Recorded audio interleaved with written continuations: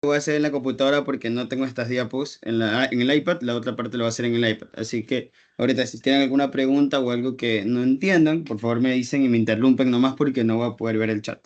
¿Ok? Igual ya para la otra parte que es para tercera semana, sí voy a tener el iPad a la mano. Entonces ahí sí ya puedo responder. Listo, creo que ya empecé a grabar. Sí, ya empecé a grabar. Bueno, vamos acá. Listo. Entonces, empecemos. Primera semana de desarrollo. Todo empieza directamente de lo que es la gametogénesis. ¿Qué es la gametogénesis? La gametogénesis es el proceso por el cual se forman los gametos. Es decir, se forman las células sexuales. Empezando con qué cosa? Empezando de que las células sexuales van a nacer de algo denominado las células primordiales bipotenciales. Ya vamos a estudiar un poco de eso en otra diapositiva, en otra slide, pero a grosso modo estas células son células madres, son células las cuales están totalmente indiferenciadas. ¿Ok? Y se dice que son bipotenciales. Ahí se me fue el bio, pero en realidad es bipotenciales. ¿Ok? ¿Por qué es bipotenciales? Porque cuando nosotros nos referimos a potencia, nos referimos a que las células tienen una particularidad, unas células embrionarias, las cuales tienen la capacidad de poder diferenciarse o poder convertirse en algo. Entonces, eso significa potencia, es como que la capacidad que tiene una célula en poder diferenciarse. Entonces, cuando se denomina bipotenciales, ya hace referencia a qué cosa, ya hace referencia a que esa célula como tal solamente va a poder diferenciarse en dos cosas.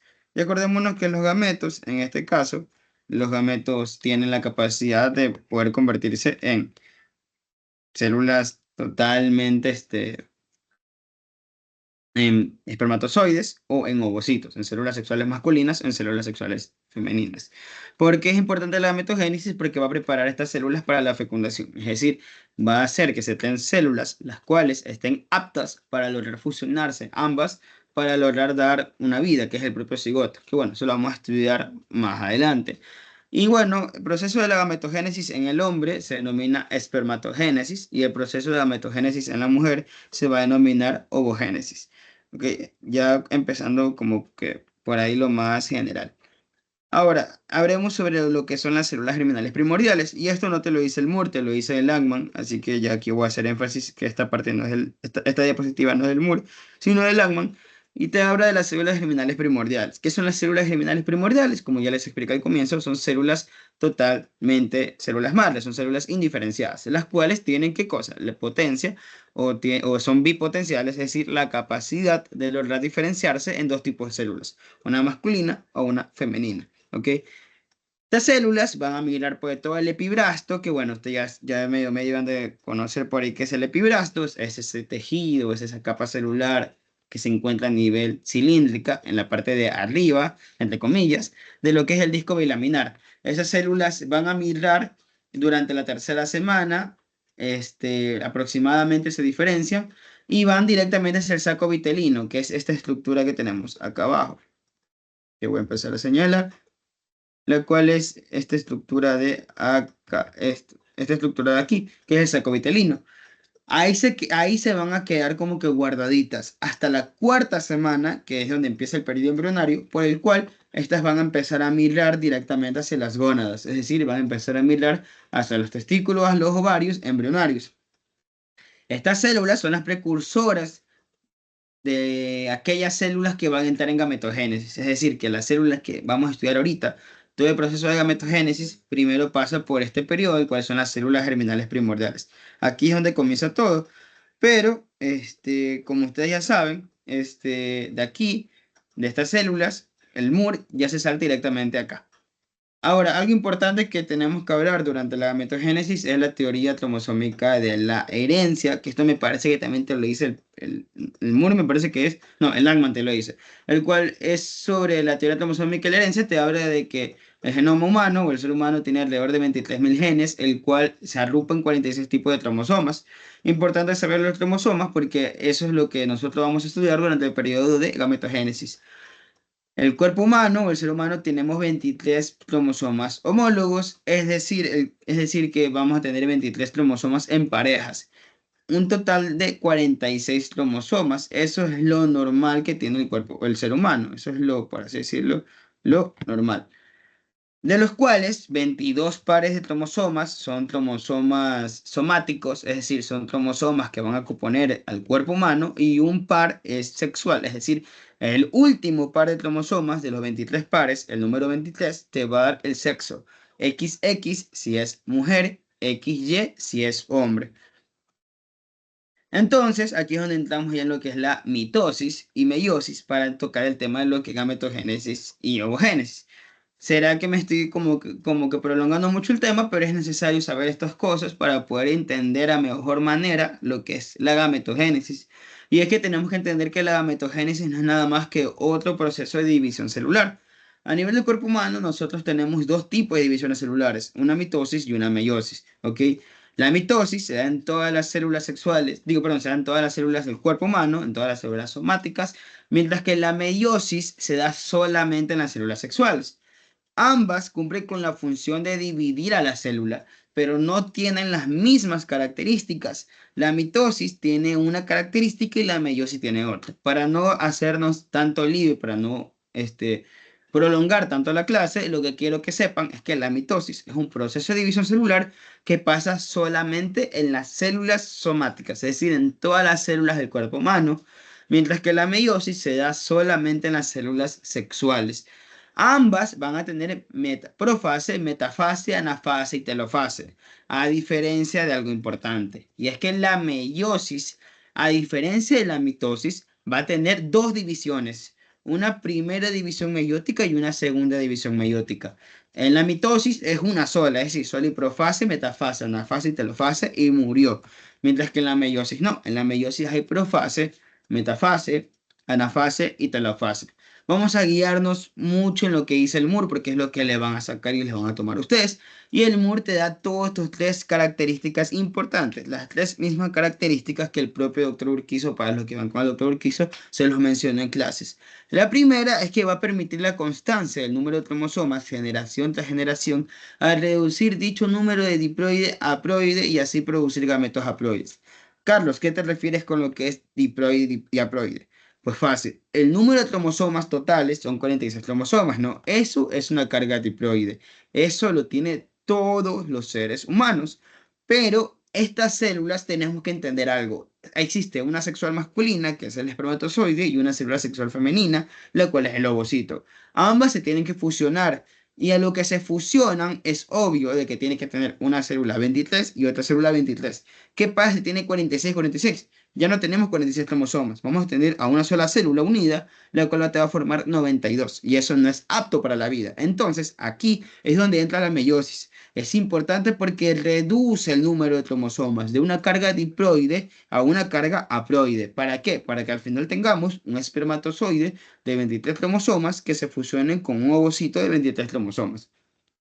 La segunda característica del MUR, que segundo punto importante, es que permite la mezcla aleatoria de los cromosomas maternos y paternos entre los gametos. Y eso tiene que ver un poco con lo que es la parte de abajo, que dice reubica segmentos de los cromosomas maternos y paternos a través de su entrecruzamiento, lo que baraja los genes y produce la recombinación del material genético. En otras palabras, te ayuda a la variabilidad genética. ¿Por qué es importante esto? Pónganse a pensar. Todos tenemos en nuestros genes alguna enfermedad, por ejemplo, hipertensión, diabetes mellitus o algún tipo de cáncer que tal vez lo tengan nuestros ancestros. Esta recombinación genética que hace la meiosis, es decir, que los cromosomas del papá y los cromosomas de la mamá le empieza a mezclar y empieza a traer diferentes tipos de órdenes, es importante para que nosotros podamos entender por qué a veces, a pesar de que una persona tenga una enfermedad genética que se pueda trascender a través de la historia, a tu hijo no lo trasciende, pero tal vez a tu nieto sí lo adquiera. ¿Por qué? Porque esta variabilidad genética permite qué cosa, de que no todos no todos nacemos, que no todos nazcamos, perdón, que no todos nazcamos con la misma información genética de nuestro papá o nuestra mamá. Es decir, que baraja a todos estos cromosomas por medio del entrecruzamiento para que la célula hija tenga una especie de recombinación, tanto el papá como la mamá, pero no es exactamente una copia idéntica del uno y el otro. Claro, puede haber el caso de que uno tenga más información que el otro y nazcan un poco iguales, pero no todas las células hijas de la meiosis van a ser totalmente idénticas. ¿ok? A eso se le denomina variabilidad genética. Entonces, aquí tenemos un esquema en el cual vemos a un ovocito primario y a un espermatocito primario. ¿Ok? Algo importante que tenemos que aquí acotar, aquí es donde ya entra el lápiz, es que como tal tenemos dos divisiones meióticas, ¿no? Una primera y una segunda división meiótica. Lo importante que tenemos que saber es que la primera división meiótica es la más crucial y la más importante. Si le preguntan cuál es la más importante, la primera. ¿Por qué es la primera? Porque en la primera es donde ocurre tanto la variabilidad genética como la reducción del número de cromosomas. Es decir, que durante la profase 1, metafase 1, anafase 1 y telofase 1, ocurre la reducción de 46 cromosomas a 23 cromosomas, a una carga haploide. ¿Ok? A una carga haploide. Y en cambio, en la segunda división meiótica se hace referencia a una mitosis. La única diferencia es que no hay una interfase celular de por medio. Es decir, que donde ocurre todo es en la primera división meiótica, no en la segunda. ¿Ok? Hasta ahora, chicos, ¿me están captando todo o tienen alguna pregunta? Hasta ahora todo ok. Todo claro. Ok, listo. Entonces, seguimos con lo mismo y aquí vamos a tocar el tema del entrecruzamiento, que es lo que vimos en las diapositivas anteriores. ¿Qué es el entrecruzamiento? Otro que es lo que ven con el doctor Ocampo y el doctor Japón lo llaman el crossing over. ¿Ok? El entrecruzamiento no es nada más que durante el periodo de meiosis 1, específicamente donde en anafase, si ustedes se dan cuenta, en anafase 1 es donde ocurre este periodo de entrecruzamiento, lo que va a pasar es que el material genético, que son los cromosomas, tanto las X azules como las X rojas, se van a entrecruzar, propiamente dicho. Es decir, que se van a empezar a mezclar los unos y los otros, formando o ocasionando de que al momento que se separen de anafase y telofase, tengamos a la final no un mismo material genético. Y se dan cuenta que tenemos, aquí hace la comparación de azul y rojo. ¿Ok? Ocurre el crossing over, y si se dan cuenta, este azul ya comparte una ramita de rojo y este rojo una parte del azul. Y al momento que se separan, si se dan cuenta, ya tenemos a dos cromosomas homólogos, pero con una información genética compartida el uno y el otro, ocasionando que al momento que se separen, tengamos una información genética, otra información genética, otra información genética y otra información genética, totalmente diferentes a la primera, que era la célula madre. Es por eso que se dice que la meiosis te va a botar cuatro células hijas totalmente diferentes a la madre. ¿Por qué? Porque ocurre el entrecruzamiento, ocurre este periodo en el cual se entrecruzan todo lo que viene a ser la información genética, ¿ok? Ocasionando de que las cuatro células hijas a la final no tengan el mismo material genético de arriba. Si lo queremos poner en un plan práctico, es como aquí tengamos A, B, C, D, y acá tengamos AB, acá tengamos solo A, aquí tengamos solo B, aquí tenemos CD, por ejemplo. O sea, así un entrecruzamiento total para ocasionar de que no sea totalmente idéntica a la madre. Ya sabiendo esto, tenemos que ya empezar por el periodo de lo que es cada uno, ¿no? Entonces vámonos con lo que es la espermatogénesis. La espermatogénesis es el proceso por el cual se forman los espermatozoides y si esto se da en los gametos. ¿En cuál gameto se da esto? En los túbulos seminíferos, justamente en los testículos. En los testículos, dentro de los túbulos seminíferos, se forman estos que son los espermatozoides, ¿ok? La espermatogénesis, formación de los espermatozoides. ¿Y parte de qué? Parte de una célula germinal primordial, la cual esta célula germinal primordial se va a formar en espermatogonia. Esta espermatogonia pasa por medio de procesos de mitosis celular hasta que se transforma en espermatocito primario. Ojo con esto, la espermatogonia hace mitosis porque es una célula todavía, una célula primitiva, es una célula todavía totalmente inmadura. Cuando la espermatogonia recibe un estímulo, el cual es el proceso de la pubertad, ¿ok? En ese periodo, esta espermatogonia se divide o se diferencia en espermatocito primario. Es por eso que en las placas de testículo fetal, ustedes no visualizan espermatocitos, sino que visualizan nidos de espermatogonia. ¿Por qué? Porque no es hasta la pubertad que estas espermatogonias se diferencian en espermatocito primario. Empiezan a dividirse mitóticamente, full mitosis. Mitosis, mitosis, mitosis, se siguen dividiendo las espermatogonias, pero entra la pubertad y ¡pum! Estas se diferencian en espermatocito primario. Este espermatocito primario se diferencia o hace su primera división meiótica y se transforma en un espermatocito secundario. Déjenme ver si tengo aquí otra imagen. ¿Ok? Entonces ya vamos a dibujar. Entonces tenemos que este espermatocito primario ocurre la primera división meiótica y se transforma en espermatocito secundario. Entonces, si aquí ocurre la primera división meiótica, el espermatocito primario, chicos, va a ser una carga 2N o una carga N, el espermatocito primario.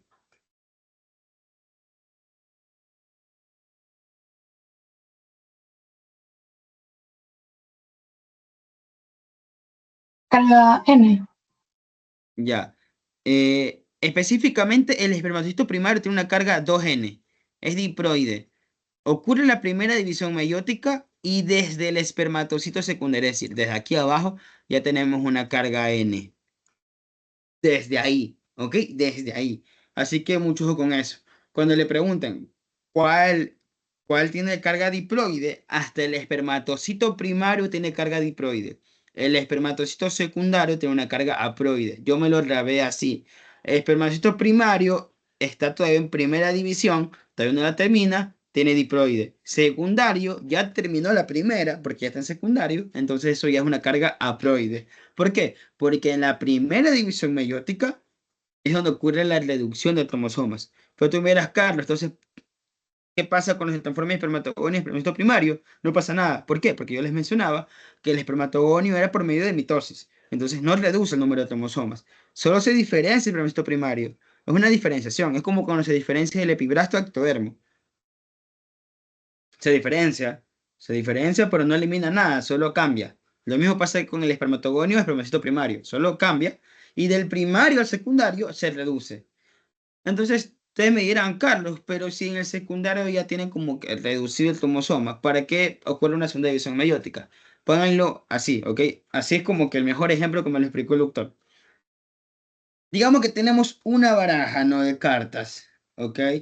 Entonces tenemos una baraja azul y una baraja negra, pero esos colores también tienen diferentes símbolos, ¿no? Tiene tréboles, tiene corazones, diamantes y el otro que no me acuerdo cuál es, ¿ya? Entonces la segunda división meiótica es como que te organiza, ¿no? Los nervios con los rojos y los nervios con los tréboles, con el otro signo que no me acuerdo, y el rojo con el corazón y el rojo con el diamante.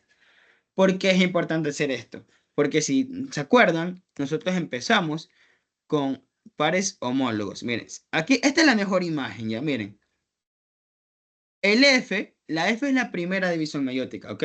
Ahí ya tenemos una carga proide. Pero si se dan cuenta, este cromosoma tiene como que una patita, porque tiene todavía a su homólogo. Ya no está en pares, o sea, ya no está el 2 y 2, ya no está así, X y X, pero ahí está X. Y en realidad tenemos que a la final nosotros acabar con una célula con una sola carga cromosómica. Es verdad, aquí tenemos una carga proide, pero está con su homólogo, perdón, está con su homogéneo, o sea, está con su patita. Tenemos que separar esa patita. Entonces, ¿qué es lo que hace la segunda división meiótica? Separa patita y patita. Y tenemos la G. Entonces, ahí ya tenemos cromosomas simples. Como el mismo nombre lo dice, miren, en el F tenemos 23 cromosomas, pero con una estructura doble. En la segunda división meiótica ya tenemos 23 cromosomas, pero simples, es decir, sin su patita. Para eso sirve la segunda división meiótica. Entonces, si nos ubicamos en espacio y tiempo, el espermatocito secundario, el primario sería la E, el secundario sería el F, ¿ya? Y la espermátida, que es la que le sigue, será la G, ¿ok? ¿Qué vamos a pasar acá? Entonces, como les explicaba, ¿no? Acá arriba, primario es 2N, es decir, diploide, pasa a la primera división meiótica, es el espermatozoide secundario, pasa a la segunda división meiótica y ahí ya es espermátida o espermátide. ¿Ok? No sé, chicos, si quedó claro eso o tienen alguna pregunta. ¿O Todo tienen alguna pregunta? claro. ¿Mande? Que ¿Quedó todo claro son eso, chicos? claro. Claro. ¿Mande Solanda? Que todo quedó súper claro. Ah, ok, listo, ya. Ahora, eh, eh, eh, eh, eh, eh, eh, eh, ya. Según el Moore, todo este proceso de espermatogonia a espermatozoide dura aproximadamente 2 meses, por si acaso. ¿Ok? Y también, como lo que yo les mencionaba, ¿no? Las espermatogonias permanecen en una situación latente, es decir, permanecen solo en espermatogonias durante el periodo fetal y postnatal. ¿Hasta cuándo? Hasta la pubertad. Una vez que ocurre la pubertad, ¡boom! Ahí se transforma en espermatozoide primario. Pero ¿qué es lo que pasa?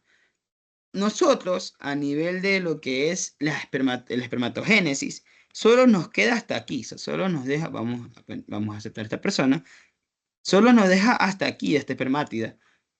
Y esta célula totalmente redonda no va a poder fecundar. ¿Por qué? Porque acuérdense que el espermatozoide tiene que entrar por el canal vaginal, entra por lo que es el cuello cervical y tiene que viajar hacia la trompa uterina. Esa célula no lo va a poder hacer. Entonces, entramos en otro proceso que se denomina espermiogénesis. Ojo con esto.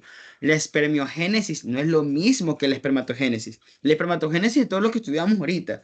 La espermiogénesis es el proceso por el cual la espermátida cambia a espermatozoide. Es un proceso de cambio morfológico. Es decir, cambia su forma, cambia su forma, sus características. Está gordo, va al gym, se hace musculoso. Lo mismo pasa en la espermiogénesis, ¿ok? Tenemos una pelota, la cual es la espermátida, que ya tiene las cargas cromosomales normales, ya te da su carga pro, ya está todo normal. Pero eso no va a poder fecundar, porque esa abuela no va a poder viajar. Entonces tiene que transformar su colita, tiene que hacer su, su cromosoma, etcétera, etcétera, etcétera. Entonces entra en espermiogénesis. La espermiogénesis no es lo mismo que la espermatogénesis, porque les repito, quédense claro con eso. La espermiogénesis va a ser un proceso por el cual la espermátida cambia a espermatozoide. ¿Cómo lo hace? Primero forma el atrosoma, segundo condensa el núcleo, tercero forma el cuello, la pieza intermedia y la cola, y cuarto el desprendimiento de la mayor parte del citoplasma como cuerpos residuales. En otras palabras, Carlos, ¿qué quiere decir? Que una bola pasa a ser un espermatozoide como nosotros lo conocemos. Pero hay cosas importantes que tenemos que saber al momento de estudiar esto, y son los 3 puntos claves que acabamos de leer. El primero, que forma el atrosoma. A nivel de la cabeza, forma una especie de cabeza romboidea, la cual es el atrosoma. El atrosoma es esta capita que está aquí a nivel de la cabeza, el cual dentro se van a alojar enzimas.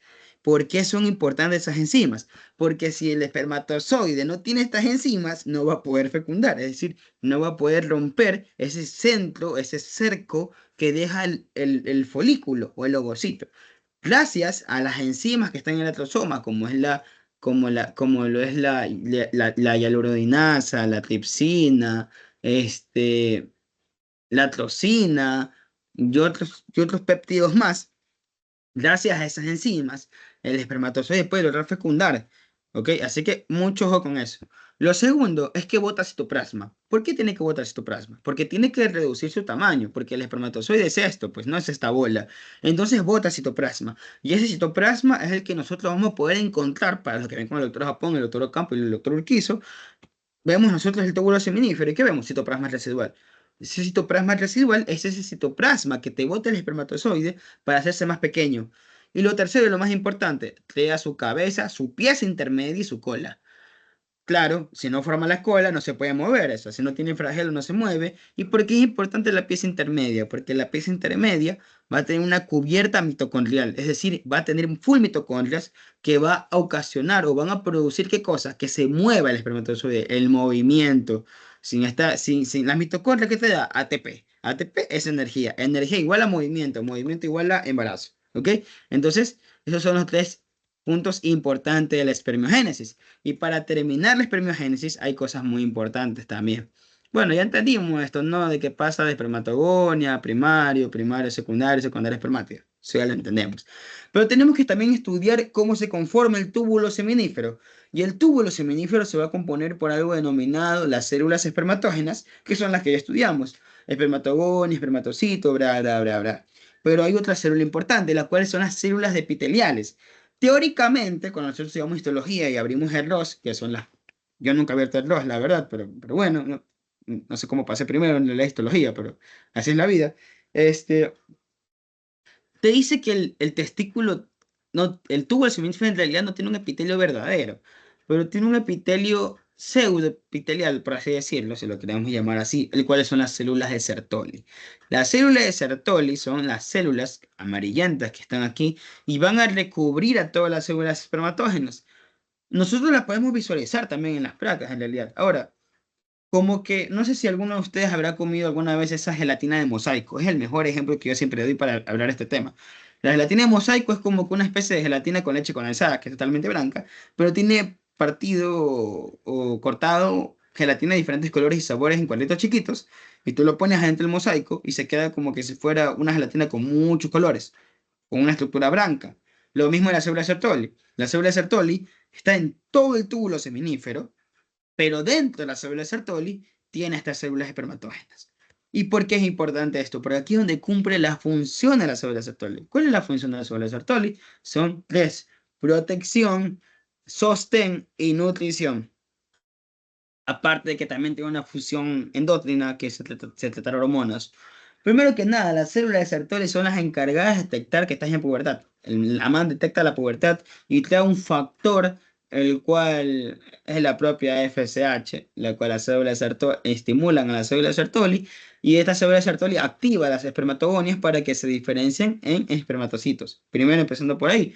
La segunda función, la protección. ¿Por qué protege a la célula de Sertoli, Carlos?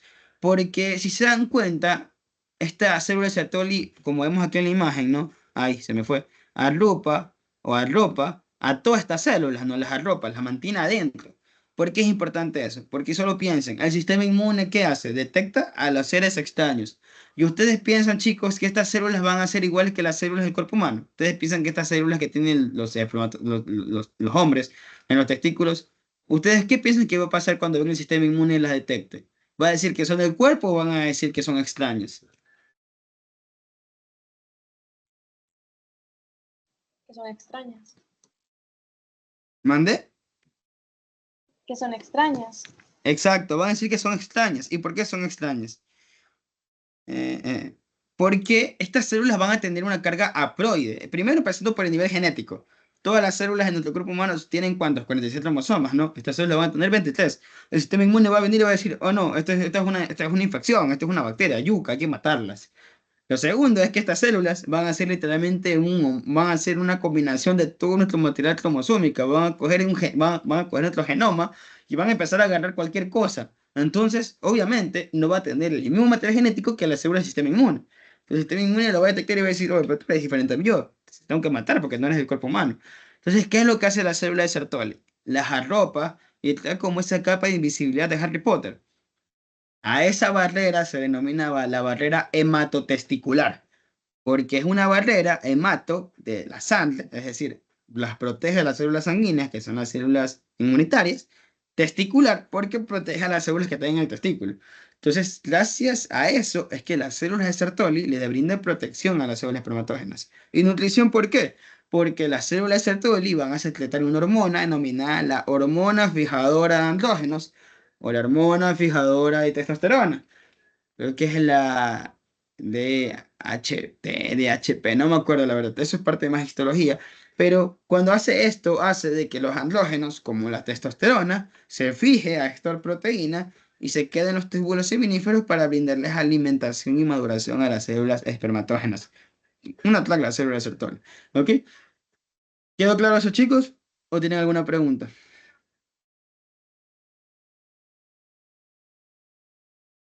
¿Quedó claro eso? ¿O tienen alguna pregunta? ¿O quedó todo claro? ¿Sí? ¿No? ¿No? ¿Sí? ¿No? ¿Sí? ¿No? ¿No? ¿Sí? ¿Está claro? Sí, todo claro, gracias. Ya, ok, listo. Disculpen si voy un poquito rápido, pues para no darnos 4 horas de clase, pero estoy dando lo más importante y igual, vuelvo y repito, si tienen alguna pregunta o alguna duda me pueden preguntar, no se preocupen. Ok, y aquí no puse porque me olvidé, pero afuera afuera de los túbulos hay células, ay, se me perdió, se me olvidó, células, como aquí afuera, las cuales son las células de Leydig, las cuales estas van a secretar testosterona. ¿Ok? Las células Leydig secretan testosterona. Ok, Terminamos con la espermatogénesis. Vámonos con los oídos, la ovogénesis. ¿Ok? La ovogénesis se divide en dos procesos que vamos a estudiar. Una maduración prenatal y una maduración postnatal. Eso es lo turbo, eso es lo feo. Uy, aquí yo creo que no puse. Ah, no, sí puse, bacán, listo. Primero empezando con algo, y es que la ovogénesis es el proceso por el cual las células o las ovogonias se transforman en ovocitos maduros. Tal cual, la formación de ovocitos. A grosso modo, la formación de ovocitos. Asimismo, estas células derivan de células germinales primordiales, como son las ovogonias, ¿ok? Las cuales, uy,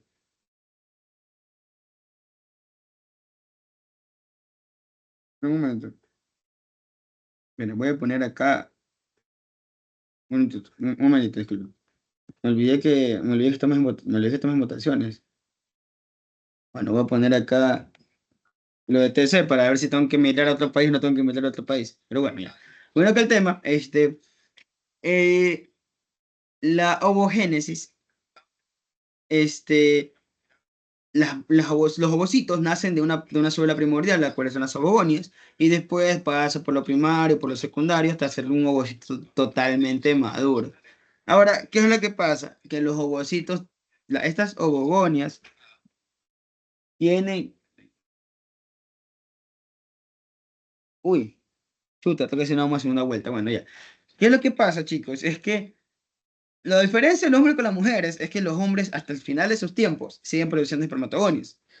Los manes no les importa, por eso es que un viejito de la final sí puede seguir produciendo espermatogonios. Obviamente, mientras mayor edad, es menor calidad. Pero las mujeres, en cambio, no producen ovogonias toda su vida. Ellas nacen con un número de ovogonias total, exacto, y ya no pueden producir más. Es por eso que tienen la menopausia. Entonces, cuando nosotros estudiamos la ovogénesis, estudiamos un proceso de maduración prenatal y una maduración postnatal, antes y un después. Ok, entonces, cuando a la final ahí tenemos una mujer periodo embrionario, las células germinales primordiales llegan hacia la una y se diferencian en ovogonias.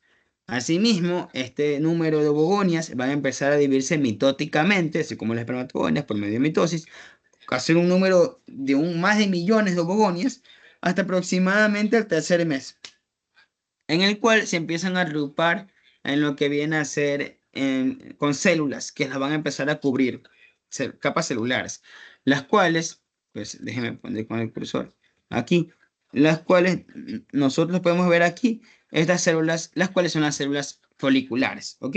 Ahora, ¿qué es lo que pasa? Hasta al momento del tercer mes, ¿ok? Al momento del tercer mes, empieza esta división celular, es decir, estos ovogonios empiezan a dividirse y dividirse y dividirse y dividirse y dividirse y dividirse. Hasta aproximadamente el quinto mes en el cual ya estas ovogonias paran de dividirse porque llegan a su límite máximo, es decir, llegan de ser, digamos, una ovogonia, al quinto mes ya tienen 7 millones de ovogonias, u 8 millones de ovogonias, tiene la mujer. Es decir, que al tercer mes empieza la división y al quinto mes termina la división porque llega a su límite máximo. Pero ¿qué es lo que pasa? Si aquí se dan cuenta, a nivel del cuarto mes, que es el quinto, ya empiezan a estar agrupados en grupos celulares, las cuales son las células foliculares. Creo que ustedes ya lo estudiaron en las placas de ovario fetal, la cual se denomina nidos de ovogonias y ovogonias sueltas. ¿Ya qué es lo que pasa? Aquí es donde empieza la depuración de las ovogonias. ¿Por qué? Porque a nivel del séptimo mes, las ovogonias se empiezan a degenerar. ¿Cuáles son las ovogonias? Las ovogonias que se degeneran son las ovogonias las cuales no quedan agrupadas en grupo de células. Porque hay ovogonias las cuales no están agrupadas con células foliculares, sino que son ovogonias. Estas se desaparecen, se empiezan a degenerar. ¿Ok? Y las células que terminan como que agrupándose, así como que con las células foliculares, se empiezan a diferenciar en ovocito primario. ¿Ok? Entonces, en otras palabras, las mujeres no nacen con ovogonias, nacen con ovocitos primarios. Mucho ojo con eso, mucho con eso. Pero estos ovocitos primarios se quedan paralizados en profase 1. Se quedan ahí paralizados. No pasa nada, no se mueven. ¿Ok? Se quedan paralizados con un folículo primario plano, es decir, ese folículo primordial que nosotros estudiamos, se queda paralizado, no se mueve, Gracias al inhibidor de la maduración de los ovocitos. Así se llama esa hormona, inhibidor de la maduración de los ovocitos. O ustedes lo encontrarán en el libro como IMO, inhibidor de la maduración de los ovocitos. Este inhibidor va a dejar que los ovocitos primarios se mantengan así hasta el nacimiento y hasta la pubertad en profase 1, ¿ok? A estos ovocitos primarios, ¿ok? Ahora, ya empieza la otra parte, la maduración postnatal. Entonces, eso es con respecto a la maduración prenatal. Entonces, tienen que entender algo. Como tal, la mujer antes del nacimiento tiene 7 millones de ovocitos, ¿no? Pero ese número se reduce porque no todos se van a diferenciar en folículos. Y aquí es donde vamos a estudiar esto. Empezando el parto, los ovocitos primarios ya comenzaron la profase 1, es decir, ya son ovocitos primarios. No pasan a metafase porque entran en estadio diptoteno, es decir, hasta la pubertad. Se quedan paralizados. Eso es diptoteno. Se quedan en profase 1 paralizados. Cuando una mujer nace, de los 7 millones que tenían antes, miren, nacen solo con 2 millones de ovocitos. Sin embargo, durante la niñez y la adolescencia, se reduce esos 2 millones hasta aproximadamente 40.000. Y no es hasta la pubertad la cual la mujer de esos 40.000 solamente 400 se convierten en secundarios y son expulsados durante la ovulación. Es decir, que la mujer ovula aproximadamente solo 400 ovarios. Digo, hablo tontera, hablo huevada, 400 folículos. Entonces se dan cuenta, al comienzo que tiene 7 millones, nace con 2 millones, se reduce toda su infancia en 40.000 y prácticamente solo usa 400. ¿Qué es lo que pasa? La mujer ya no produce más ovogonias. Entonces, solo tiene 400 ovulaciones. Terminan las 400 ovulaciones, ya no tiene más ovocitos, ahí muere la cosa. ¿Ok, chicos y chicas? ¿Quedó claro eso o tienen alguna pregunta? ¿O quedó claro eso de maduración prenatal y maduración postnatal? Sí, está claro. Ok, listo. Listo.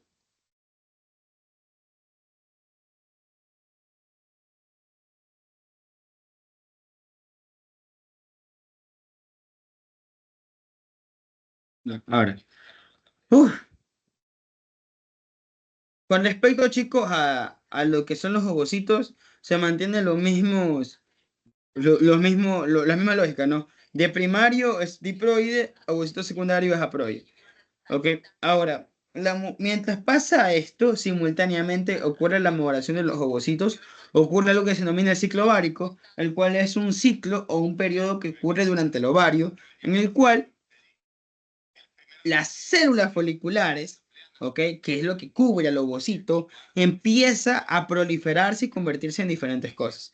Empezando primero de que aquí entra algo importantísimo, el cual es el eje hipotálamo hipófisis ovárico o gonadal, el cual el hipotálamo le dice libera una hormona, que es la hormona liberadora de gonadotropinas, la libera la hipófisis.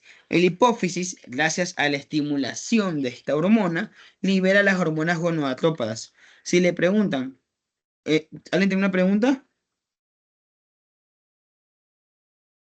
¿Alguien tiene una pregunta? ¿No? No, no, no. Bueno, si les preguntan cuáles son las hormonas gonadotrópadas, son la FSH y la LH. ¿Ok?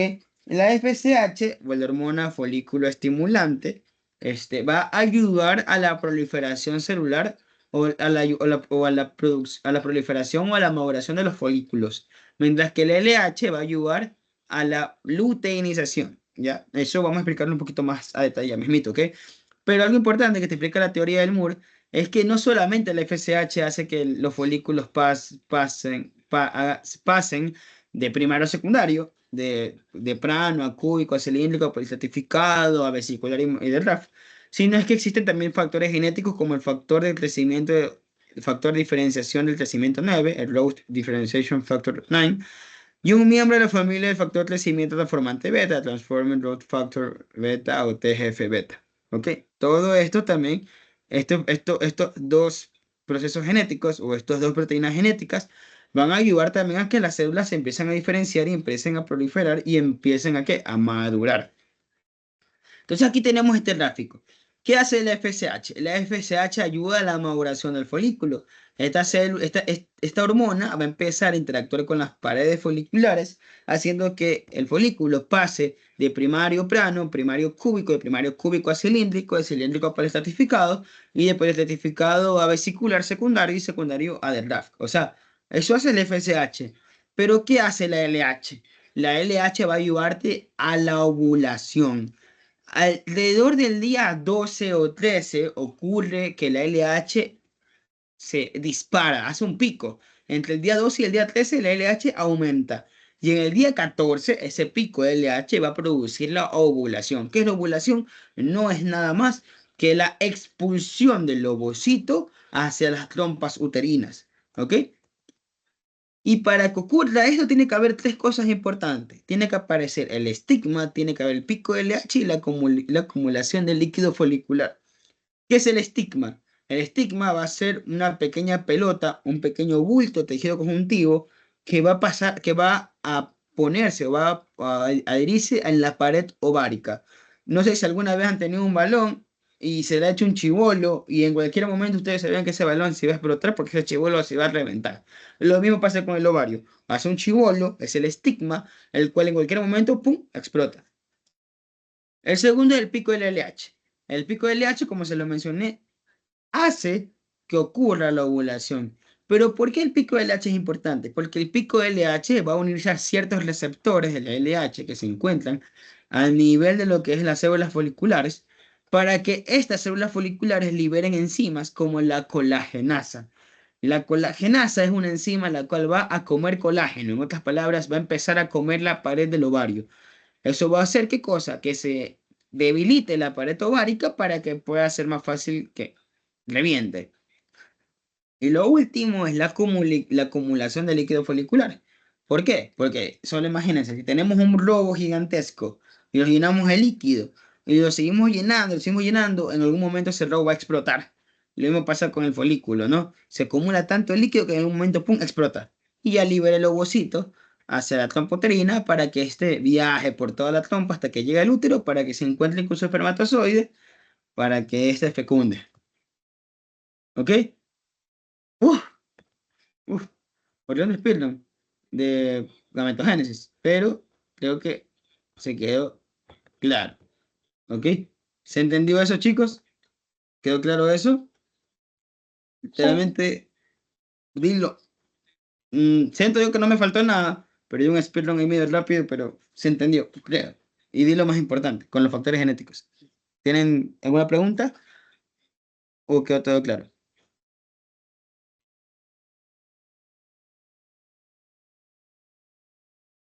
¿Sí? ¿Todo claro? ¿Sí? ¿Sí? Sí. Listo. Ahora, para ya terminar esta parte, tenemos lo que es esto que está aquí, la cual es el ciclo endometrial. Algo importante, chicos, es que el ciclo, todo esto pasa en la mujer al mismo tiempo. Mientras pasa el ciclo ovárico, también pasa el ciclo menstrual. Y es que la FSH va a hacer que las células foliculares, ¿no? Que el folículo empiece a proliferar. Este folículo va a seguir creciendo y este folículo va, gracias a las células de la granulosa que se encuentran en la teca interna, ¿ok? Va a empezar a secretar, aquí tenemos el folículo, ¿no? Aquí tenemos la teca interna, va a empezar a secretar FSH. Ah, no, ahora tontera, estrógeno. Ahí sí, perdón, chicos. El estrógeno, ¿ok? Y este estrógeno va a interactuar con el endometrio para poder, para que ocurra lo que se denomina la fase proliferativa. La fase proliferativa del endometrio está reinada por el estrógeno. Es por eso que esa fase también se denomina fase estrogénica. Es la misma, pero con otro nombre.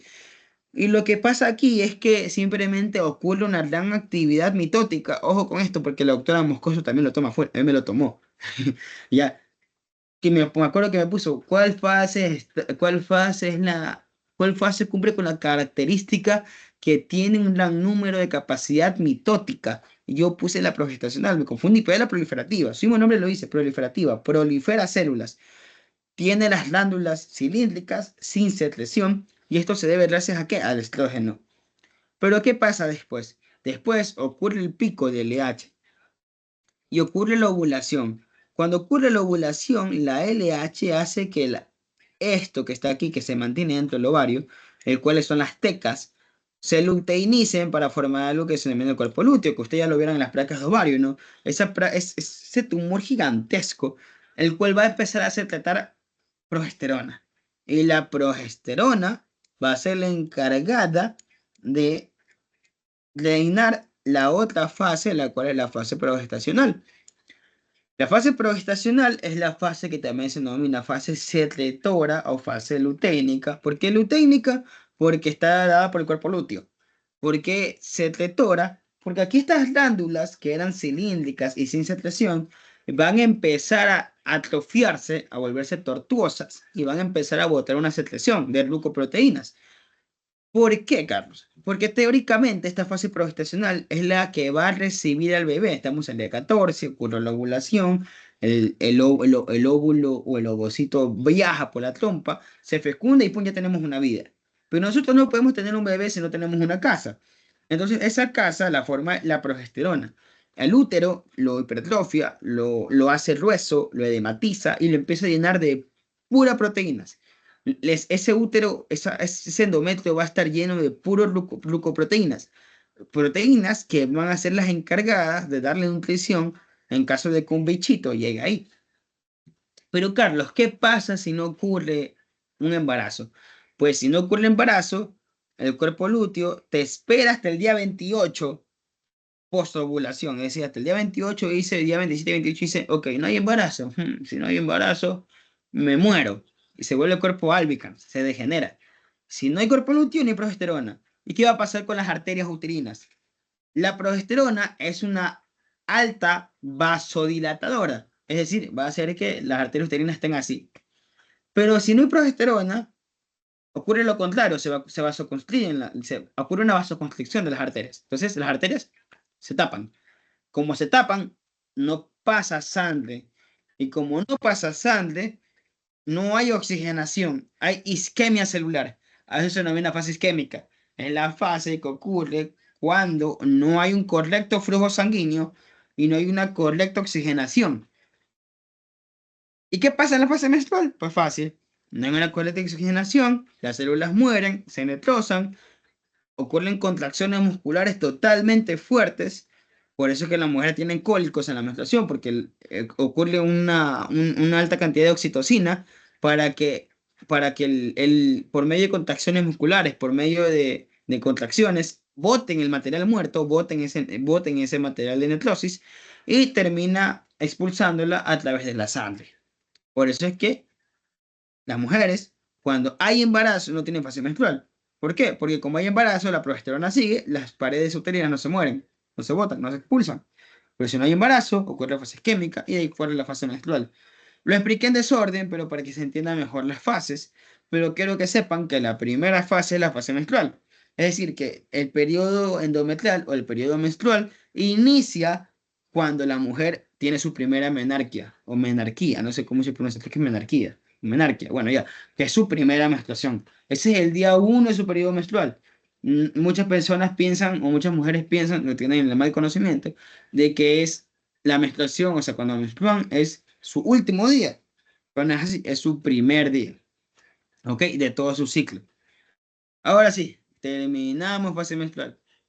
Terminamos gametogénesis, terminamos ciclo ovárico, ciclo menstrual. Terminamos eso. Chicos, ¿tienen alguna pregunta para seguir con segmentación, implantación? Y ahí nos vamos a tercera semana, que es lo largo, y cuarta y octava es un paseo. Pero ya, pues, lo pesado es tercera. ¿Alguna pregunta, chicos? ¿O todo claro? Todo claro. ¿Todo claro? Chicos, ¿alguna otra pregunta? Bueno, a ver. Pues. Ay, ay, ya llevo una hora. A ver. Vamos, vámonos con. Este no es primera y segunda semana. A ver, bueno, chicos. Cierto, falta fecundación. Bueno, igual esta es fácil. Esta es rapidito. A ver, bueno, chicos. Voy a ir voy a ver un termo con agua. porque no subí y me estoy muriendo de sed. No me demoro más de 5 minutos, creo. Aproximadamente 5 minutos para descansar y respirar. Si tienen alguna pregunta, igual me la pueden poner en el chat y la termino de responder. Este, Estoy poniendo por ahí unos factores genéticos porque yo sé que a la doctora Wendy le gusta tomar factores genéticos. Igual no hay muchos factores genéticos en realidad de primera semana, pero igual los pongo, ¿ok? Este, y eso, chicos, ¿ok? Me voy a beber agua, descansen un chance y ya vuelvo.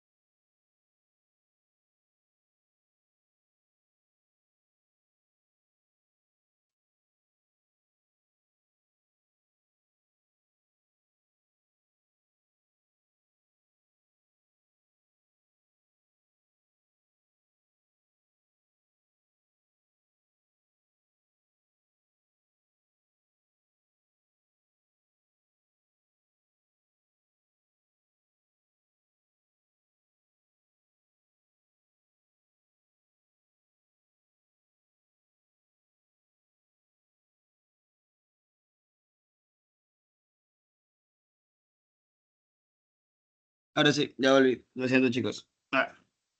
Uy, también me tengo un chance con las noticias. Ay, chuta, no vamos a segunda vuelta. Chamar. Ay, Diosita. Ya es por poquito.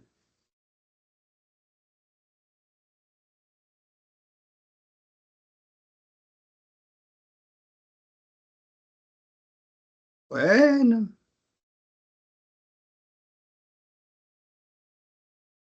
esto no mete buena espina, la verdad.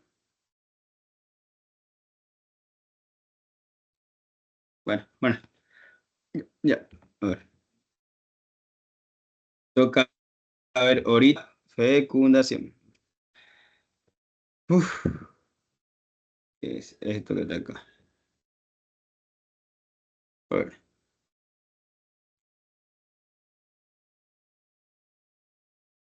ya listo. Es esto que está acá.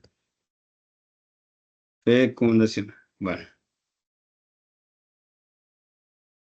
Después de que ocurre el proceso de la ovulación, ¿no? Y ya tenemos al ovocito viajando por lo que es la troputerina, ocurre lo que es la fecundación. Y la fecundación no es nada más que la fusión del gameto masculino con el gameto femenino. Es decir, el espermatozoide tiene que bajar por todo lo que viene a hacer. Después del coito, se eyacula y el espermatozoide tiene que viajar por todo lo que viene a ser el cervix, el útero, hasta llegar a donde está el ovocito, totalmente ovulado. Tenemos que saber algo de los casi 3 millones de espermatozoides que se terminan fecundando. Solamente un alrededor de entre 300 a 200 espermatozoides llegan al ovocito. Es un número totalmente poco pendejo. Antes de llegar a la ampolla, es decir, antes de llegar a la trompa, a esa porción de la trompa uterina donde ocurre lo que viene a ser la ovogénesis, la fecundación, perdón, tiene que ocurrir dos procesos, la capacitación y la reacción atrasómica. ¿Ok? ¿Qué es la capacitación? Es un proceso por el cual el espermatozoide pasa durante todo su viajecito, en el cual el espermatozoide cambia morfológica, pero más bien funcionalmente se prepara para lograr fecundar. Por eso es que hay un dicho, hay un mal dicho, el que dice, fuiste el espermatozoide más rápido. No, no es así, fuiste el espermatozoide más capacitado, fuiste el espermatozoide más, más útil, literalmente fuiste lo mejor de lo mejor, porque eres el único, porque solo un espermatozoide de todos los que llegan van a tener la capacidad de poder capacitarse bien y poder pasar esa primera fase, por así decirlo, mejor. Cuando ocurre después de la capacitación, ¿ok? Este, cuando ocurre después la capacitación, ocurre la reacción atrasómica. ¿Y qué es la reacción atrasómica? Es un periodo por el cual el espermatozoide empieza a liberar todas sus enzimas. Por eso se denomina reacción atrasómica, ¿ok? Porque el atrasoma empieza a liberar todas sus hormonas. ¿Y por qué es importante eso? Porque para que el espermatozoide penetre, como yo les dije, tenía que tener su atrasoma con sus hormonas, ¿ok? Primero con la hialuronidasa. ¿Qué va a hacer la hialuronidasa? Va a ayudar primero a que el espermatozoide penetre a esta corona radiada por medio de un movimiento que es por medio de fricción, que es así. Literalmente el espermatozoide va a llegar y aquí tenemos la corona radiada y va a empezar a hacer así. Va a empezar a hacer un movimiento de fricción, aumentando lo que es el proceso de la secreción de hialuronidasa. ¿Por qué es importante la hialuronidasa? Porque la corona radiada, acordémonos que es un conjunto de células, o sea, es células, células, células y células y células que conforman una corona. La hialuronidasa va a romper las uniones celulares de esta capa, es decir, va a hacer de que las células que forman a toda esa corona se vayan separando y haciéndole una vía libre al espermatozoide, como vemos aquí, penetración de la corona radiada. ¿Ok? Que vamos a poner aquí un cursor, ¿ok? Entonces, gracias a la hialuronidasa, estas células corona radiada van a empezar a separarse y va a empezar a meterse dentro de lo que es la corona radiada. Después de que ocurre esto, el espermatozoide va a chocar con una membrana proteica que es la zona pelúcida. La zona pelúcida no es una zona con células, sino es una zona proteica. Cuando ocurre esto, cuando el espermatozoide entra en contacto con lo que es la zona pelúcida, ocurre algo que se denomina reacción de zona, ocasionando ¿qué cosa? Que el espermatozoide libere hormonas como la toxina y la tripsina, que van a ser hormonas proteasas, es decir, van a ser, pero no son hormonas, son enzimas, me confundí, no sigo diciendo hormonas, enzimas, pero enzimas. Enzimas como que son proteasas, es decir, van a empezar a romper las proteínas para que este espermatozoide empiece a penetrar la zona pelúcida. Pero no solo ocurre esto, sino es que va a ocurrir lo que es la reacción de zona, en la cual el ovocito, por medio de hormonas como la ZP3 y la ZP4, van a ocasionar que toda la zona pelúcida se despolarice, ocasionando que cambie su membrana hacia una membrana permeable, hacia una membrana impermeable. En otras palabras, lo que va a hacer es que toda esa membrana, que era una proteína, como una gelatina, va a ser ahora un bloque sólido de concreto, lo cual va a permitir, o lo cual va a no permitir que se penetren más espermatozoides. A eso se denomina reacción de zona. O también el bloqueo para la polispermia. Es decir, la zona pelúcida ocasiona o hace que este, o hace que no entren más espermatozoides y solo entre uno. Cuando el espermatozoide toca o hace contacto con lo que es su zona pelúcida, aparte de la reacción de zona, hacer de que la zona pelúcida sea un bloque duro de concreto y no pase más espermatozoides, aparte de hacer eso, va a mandar una señal al ovocito a que termine su segunda división meiótica. Porque después de la ovulación, el ovocito sigue con su división meiótica, pero se queda paralizado en metafase 2. Solamente cuando el espermatozoide penetra la zona pelúcida, ahí, solamente ahí, el ovocito va a decir, ok, voy a terminar mi segunda división meiótica. En otras palabras, el ovocito no termina su división meiótica hasta que el espermatozoide está dentro. Una vez que el espermatozoide está dentro y fusiona sus membranas con la membrana del ovocito, esta termina su división meiótica para así dejar una célula dentro, que es el espermatozoide de 23 cromosomas, con otra célula que es el ovocito maduro de 23 cromosomas, para que se fusionen y formen una vida. A eso se denomina la fusión de los pronúcleos, ¿ok? Para a la final dejar una célula que es un cigoto de 46 cromosomas. ¿Quedó entendido eso, chicos? ¿Quedó entendido fecundación o tienen alguna pregunta?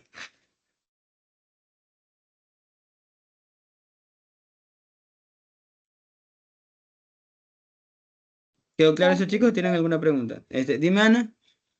Todo entendido. ¿Mande? Todo entendido. Ok, listo.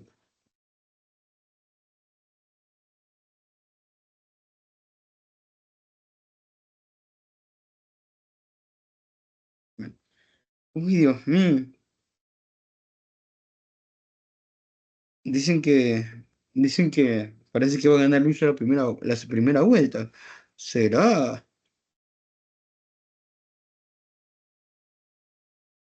¿Ves? Igual si ya está 43-68 y no va 44-86. Ok, estamos críticos. Bueno, volviendo al tema. Ahora, después de eso ocurre lo que es la segmentación, que estoy haciendo primera semana. Y esto es facilísimo. Aquí sí no hay mucho que hablar. Simplemente el cigoto empieza a tener full divisiones mitóticas, dividiéndose de un cigoto a dos células, que se denominan blastómeras. Estas células se dividen ahora en 4, después se dividen en 8, después se dividen en 16. Cuando entran 16 células, eso se denomina mórula. Y después de 16 células se denomina mórula. Hasta que llega un aproximado de 196 células, me parece que es, en el cual empieza a formarse una pequeña cavidad adentro, la cual se denomina blastocele. Y cuando ocurre esto, tenemos que la mórula pasa a ser blastocisto. Y este blastocisto es el que se va a terminar implantando dentro de lo que es el útero. ¿Ok? Algo importante, y es que, ya bueno, eso lo voy a decir más adelante, pero hay una segmentación. Segmentación es el periodo por el cual el cigoto empieza a segmentarse, su mismo nombre lo dice, empieza a tener divisiones, constantes divisiones, hasta pasar de dos blastómeras a mórula y de mórula a blastocisto. ¿Ok? Eso creo que es lo más sencillo y lo más fácil de segmentación. De ahí no ocurre nada más. Pero creo que es igual quedó claro, ¿verdad, chicos? ¿O tienen alguna pregunta? Sí, quedó claro. Listo. Ahora, aquí es donde entra un poquito ya la segunda semana, que es la implantación. Este blastocisto se va a implantar a nivel del endometrio materno, a nivel del útero. Para que se implante, ojo con esto, sí o sí tienen que liberar su zona pelúcida. Si no libera la zona pelúcida, no ocurre nunca implantación. Así que mucho ojo con eso. Ya, ahora, una vez que entre en contacto con lo que viene a ser el endometrio materno, empieza este blastocisto a diferenciarse en dos grupos celulares. Un grupo celular interno denominado embrioblasto y una masa celular externa, la cual es el trofoblasto. El embrioblasto, masa celular interna, trofoblasto, masa celular externa. Y cuando se empieza a implantar, ocurre algo, que el trofoblasto, que es la masa celular externa, se diferencia ahora en dos células, en sinsitio trofoblasto y en citotrofoblasto, mientras que la masa celular interna se diferencia ahora en dos, en epiblasto y en hipoblasto. Es decir, que desde el día 8 de la segunda semana de implantación, ocurre algo que se denomina la formación del disco germinativo bilaminar. Bilaminar, bi de dos láminas. ¿Y cuál es ese? Es el hipoblasto y el epiblasto. Mucho ojo con esto, mucha gente se confunde y dice, ah, ok, el disco bilaminar es el trofoblasto y el embrioblasto. No, es el epiblasto y el hipoblasto. El sencito y el cito no tienen nada que ver ahí. ¿Por qué? Porque el hipo y el epi es que en un futuro va a formar al embrión, van a ser las capas germinales. El trofoblasto y el sitio solamente van a formar a lo que en un futuro será la placenta. ¿Ok? Y a nivel taneal de esto, a nivel superior, perdón, va a haber una serie de células del epiblasto, las cuales se van a pranar, se van a hacer células pranas, se van a diferenciar, denominadas amnioblastos. Y estas células van a hacer una cavidad adentro, la cual es la propia cavidad amniótica la que la va a formar. ¿Ok? Eso es en el día 8. En el día 9, el disco bilaminar ya se encuentra un poco más adentro de lo que viene a ser el endometrio materno. Y empieza en el sitio de implantación a formarse algo que es el coágulo de fibrina, el cual es una carachita que se forma a nivel del endometrio, justamente donde el blastocito se implanta. Y también ocurre el famoso sangrado, un sangrado que, no, este creo que es más adelantito. A ver, espera un momentito, a ver, déjenme ver. Eh, eh, Formación, circulación, no, entonces está bien. Aquí donde aparece un sangrado peculiar, el cual es el sangrado por el coágulo, en el que mucha gente a veces o muchas mujeres se confunden pensando que es la menstruación. Bueno, no es así. Simplemente es un coágulo que se forma por la alta vascularidad de esta zona. ¿Qué va a pasar con lo que viene a ser el embrioblasto? Bueno, ustedes se dieron cuenta que a nivel del epiblasto, el amnioblastos forman lo que es la cavidad amniótica. Pero a nivel del hipoblasto, que son esas células cúbicas, ocurre también un aplanamiento, ocurre que estas células cúbicas, un grupo de células se vuelven planas. Perdón, espérense, que me estoy muriendo. Ay, me acabo de engalillar. Ay, voy a usar el cursor aquí. Problemas técnicos. Ok, un grupo de células, las cúbicas, uy, me muero, se aplanan formando una membrana que es la membrana exocelómica. Dios, o también denominada membrana de Heuser. ¿Ok? Que la membrana de Heuser o la membrana exocelómica no es nada más que esta membrana que se forma a nivel del hipoblasto, el cual también va a formar una pequeña cavidad, lo cual es la cavidad exocelómica, o también denominado el saco vitelino primitivo. ¿Ok? Eso en el día 9. Otra cosa que pasa es que a nivel del sincito trofoblasto van a empezar a llenarse de pequeños espacios denominados vacuolas.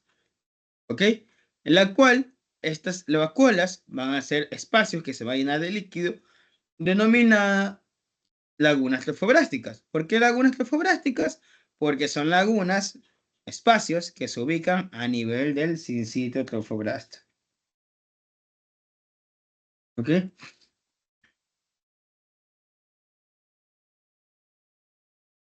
¿Quedó claro eso, chicos? ¿O tienen alguna pregunta?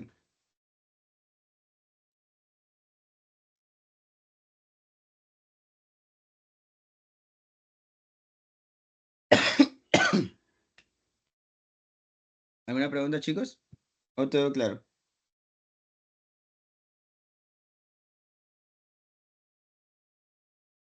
Todo claro. Y listo. Ahora, con respecto al día 11 y 12, estas lagunas trofoblásticas que tenemos aquí chocan con sinusoides maternos. ¿Qué son los sinusoides maternos? No son nada más que vasos sanguíneos de la propia madre. ¿Ok? Son vasos sanguíneos de la propia madre, la cual empiezan a llenar de sangre lo que viene a ser el sincito trofoblasto. Lo llena de sangre y empieza algo que se denomina la circulación útero-placentaria.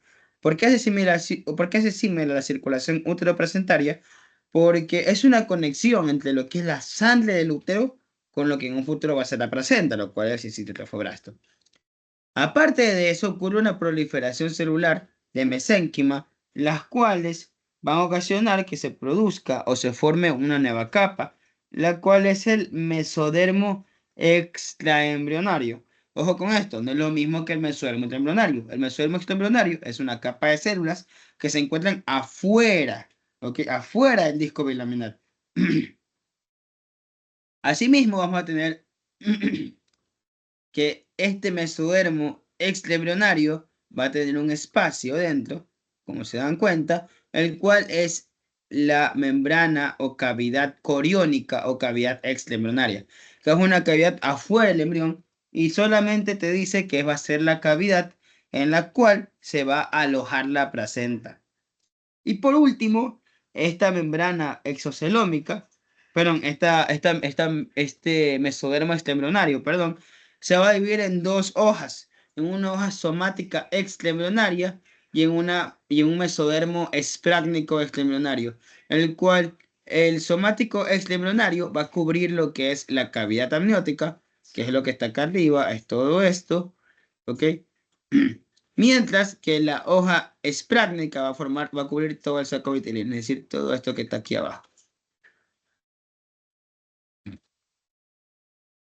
Ahora, con respecto al día 13, empieza a formarse lo que son las vellosidades primarias, que ya estudiaremos la evolución de las vellosidades en la tercera semana, pero a nivel de la segunda semana ya se forman las vellosidades primarias. Vellosidades que son las invaginaciones de lo que es el sincito trofoblasto y el citotrofoblasto dentro de lo que, perdón, son las invaginaciones, sí, son las invaginaciones del citotrofoblasto dentro del sincitio, lo que en un futuro va a ayudar a lo que es el intercambio gaseoso a nivel de la placenta. Asimismo, ocurre una reducción del saco vitelino primitivo, haciendo de que se reduzca y tengamos un saco vitelino secundario, o definitivo, que es mucho más chiquito.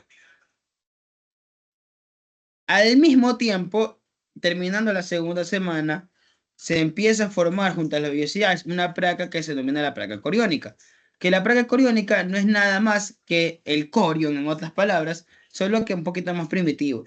La placa coriónica es la combinación de el mesodermo extraembrionario junto al sincito trofoblasto y junto al citotrofoblasto, lo que en un futuro va a dar lo que es el corión. Y al mismo tiempo en su eje caudal se va a formar una especie de pedículo, el cual va a conectar al embrión junto a lo que es la placa coriónica, lo cual es el pedículo de fijación, lo cual en un futuro va a formar lo que es el cordón umbilical. Y tenemos esta imagen en la cual pueden darse cuenta cómo ocurre la migración celular de esta membrana exocelómica y se reduce el tamaño a ser una cavidad definitiva o un saco vitelino definitivo. ¿Ok? Y aquí pueden ver cómo tenemos que también a nivel de lo que es la porción craneal se forma un enrosamiento del hipoblasto denominada la placa precordal, placa la cual en un futuro va a ser la boca. Y con esto terminamos segunda semana. ¿Tienen alguna pregunta, chicos? ¿O todo claro con respecto a segunda semana? ¿Podría repetir lo del día 13, por favor? ¿Mande? Sí, podría repetir lo del día 13, porfis. Ya listo. A nivel del día 13, me muero. Nivel del día 13, ¿qué es lo que pasa? Se reduce el saco vitelino primitivo, que es gigantesco, se hace más chiquito. Y aquí lo vemos, cómo se va reduciendo. También ocurre lo que se denomina la placa coriónica, y es la combinación del mesodermo extraembrionario, que es este rosado que vemos aquí, junto al citotrofobrasto y junto al citotrofobrasto. Estas tres cositas, estas tres capas, forman lo que es la placa coriónica, lo que en un futuro va a ser el corion, que es el primor de la placenta. Y asimismo, en su porción más caudal tenemos un enrosamiento del mesodermo embrionario que va a formar una conexión entre lo que es la placa coriónica con el embrión que está aquí adentro. A esto se denomina pedículo de fijación, el cual en un futuro va a ser el cordón umbilical. ¿Ok? No sé, Yusef, ¿se queda un poquito más claro? Sí, muchas gracias. Dale, no te preocupes.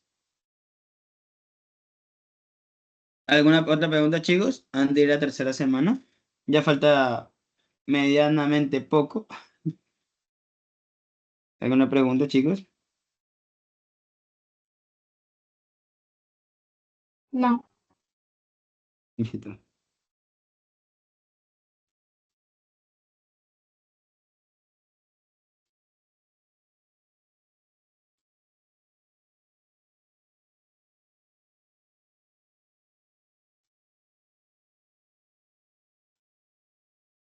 Uy, me estoy preocupando.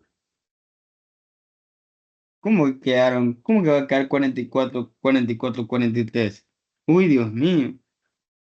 Esa segunda vuelta va a estar muerta y lo peor es que Leonidas tiene como ni sé cuántas cosas. Bueno, ya. Ahora sí, volviendo al tema. Gastrulación. Uf. Ay, esto sí va a estar lo pesado. Ok, en gastrulación pasan muchas cosas. Aquí me voy a cambiar a mi iPad ya mismito, porque hice unas nuevas diapositivas, porque están un poco incompletas. Aquí lo que es la gastrulación. Pero, lo que es la gastrulación es la tercera semana de desarrollo. Y la tercera semana de desarrollo va a estar marcada por algo que se denomina la formación de las tres capas germinativas. Entonces, nosotros comenzamos el libro con ese gráfico que está aquí, el cual nos indica que segunda semana la terminamos con un disco germinativo bilaminar, ¿no? Entonces tenemos el epibrasto y el hipobrasto. Pero a nivel del epibrasto, hacemos qué cosa? Que este epibrasto se va a diferenciar en un ectodermo. Asimismo, va a empezar primero toda neurulación, o sea, todo ocurre cuando aparece la línea primitiva. Aparece la línea primitiva, ahí ocurre todo. Gracias a que aparece la línea primitiva, gracias a procesos, se va a formar lo que son estos mesodermos, se forma también lo que es el proceso notocordal y se forma el endodermo embrionario. Mientras que el hipobrasto va a ayudar a formar lo que es el endodermo de la vesícula umbilical y también ayuda a formar un poco lo que es el mesodermo embrionario. Pues bueno, más reducido, vamos, esto un poquito mejor traducido, reducido, lo vamos a estudiar acá. ¿Ok? El cual tenemos que en la tercera semana aparece esta estructura, la cual es la línea primitiva. Tocar arriba que me molesta. Acá. ¿Ok? A nivel caudal ocurre una migración celular, ojo con esto, del epibrasto hacia el eje craneal, es decir, de aquí abajo hacia acá arriba, en sentido medial. ¿Qué quiere decir esto? Que ocurre una gran cantidad de células moviéndose, una migración celular, lo cual va a producir una depresión, lo cual es la línea primitiva. Cuando vemos esta línea primitiva, sabemos que estamos en tercera semana. Justamente en la parte más craneal, ¿ok? Yo sé que son una serie de como que de direcciones y datos, pero en la parte más craneal de esta línea primitiva, es decir, tenemos aquí la línea primitiva, ¿no? La parte más superior va a ocurrir una invaginación celular que se denomina el nodo primitivo, ¿ok? Hasta ahora seguimos con dos capas. Ocurre una migración celular, la cual produce la línea primitiva, o este pequeño surco, y después se imaginan células, las cuales es el nodo primitivo. ¿Ok? Dentro de este nodo primitivo se van a empezar a meter células epibrásticas, así, células epibrásticas. Lo cual va a ser el proceso de invaginación celular, el cual el libro primero te explica de que el epibrasto, células epibrásticas, empiezan a empujar el hipobrasto y forman lo que es el endodermo, ¿ok? Y forman lo que es el endodermo. Entonces, viene el epibrasto, teóricamente el epibrasto forma el endodermo, porque es como que empuja el suelo, y a lo que empuja el suelo forma el endodermo, ¿ok? Una vez que empuja el suelo y forma el endodermo, las células del epibrasto mismo se diferencian y forman lo que es el propio ectodermo. Y las células que se mantienen dentro de este espacio que estoy pintando en verde, se empiezan a diferenciar en células pluripotenciales para formar lo que es el mesodermo intraembrionario, ocasionando que al final de la tercera semana, o en la tercera semana como tal, tengamos, ¿qué cosa? Tengamos tres capas germinativas, un ectodermo, un mesodermo intraembrionario y un endodermo. ¿Ok? Hasta, hasta ahora todo claro, chicos. ¿Puedes, porfa, explicar de nuevo cómo es que se imaginan? Mande, disculpa. ¿Podrías explicar, porfa, cómo es que se imaginan, por favor? Ok, listo.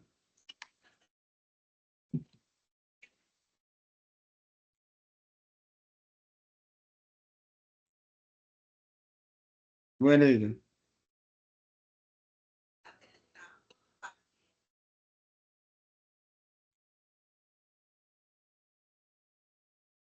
Uy, Dios mío. Señor, libera mi país. Bueno, volviendo al tema. Ok, miren. Primero, miren esta imagen de acá. Ya. Existe una migración celular, lo cual ocasiona que se haga como una especie de hueco a nivel del epibrasto. ¿Ok? Entonces, empiezan las células a imaginarse en algo que se denomina el nodo primitivo, que es este pequeño orificio que tenemos aquí, en la porción más craneal de la línea primitiva. ¿Ok? Dentro de este nodo primitivo, células, como vemos en esta imagen, empiezan a mirar hacia adentro de esta línea, ¿sí? Empiezan a mirar hacia adentro. Entonces, lo que tenemos es que aquí, estas células entran dentro de este nodo primitivo y empiezan a empujar al hipobrasto, formando lo que es el endodermo. Después, las células del epibrasto mismo que estaban antes se diferencian en ectodermos, en ectodermo, ¿ok? Son las mismas células del epibrasto. Es como que estas células del epibrasto, esta capa forma todo, literalmente. Se meten dentro de este nodo primitivo, se meten, empujan el piso, forman el endodermo, de ahí forman el ectodermo, que es el mismo epibrasto, y por último, terminan creando el mesodermo embrionario. ¿Y cómo se forma el mesodermo embrionario? Son las células que se quedan aquí adentro. ¿Ok? Son las células que se quedan aquí dentro. Y se diferencian en mesénquima, lo cual es el mesodermo embrionario. No sé si quedó un poquito más claro ahí, sino para coger mi iPad y ponerme a dibujar. No, sí, ya entendí. Ya, no, listo, no te preocupes. Ok. ¿Alguna pregunta, chicos?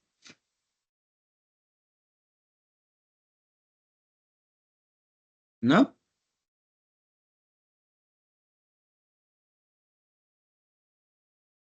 Bueno, si hay una pregunta, seguimos con esto. Ahora, aquí yo usé imágenes de otro, no de libros, sino que usé imágenes de lo que es un video, porque yo siento que este video te explica mil veces mejor cómo se forma la notocorda a comparación de cómo te lo explica el libro, porque créanme lo que en el libro yo la verdad nunca entendí cómo se formaba la notocorda. Así que yo, bueno, aquí les voy a explicar. ¿Ok? La notocorda, primero tenemos que saber algo. Mientras ocurre toda esta diferenciación de las capas, no es que el embrión se queda como que con ectodermo, mesodermo y endodermo. No, tiene que haber un cambio. Porque este ectodermo se tiene que diferenciar en tubo neural, este mesodermo en tres mesodermos más, y este endodermo también. Entonces, para que ocurra esto, tiene que ocurrir también un proceso que es la formación de la notocorda. La notocorda Es una inductora. ¿Qué quiere decir con esto? Que es una estructura la cual va a hacer cambios. Como cuando entras a la universidad y conoces el alcohol, entonces empiezas a tomar, ya, empiezas a salir a fiestas, empiezas a tener más amigos. Entonces, ¿qué es lo que pasó? Te, la vida universitaria te indujo a hacer un cambio a tu nivel social, por así decirlo. No, qué pésimo ejemplo. Vamos a poner otro ejemplo. Ya, más fácil. El típico ejemplo que tienes a tu mejor amigo que ha estado soltero toda tu vida y siempre te acompaña a los peloteos, a tomar y a ver fútbol, pero justamente se consigue una novia y la novia ya no les hace ir a ningún lado. La novia indujo a que tu pana ya no salga contigo. Ya, por ejemplo, ese es un ejemplo.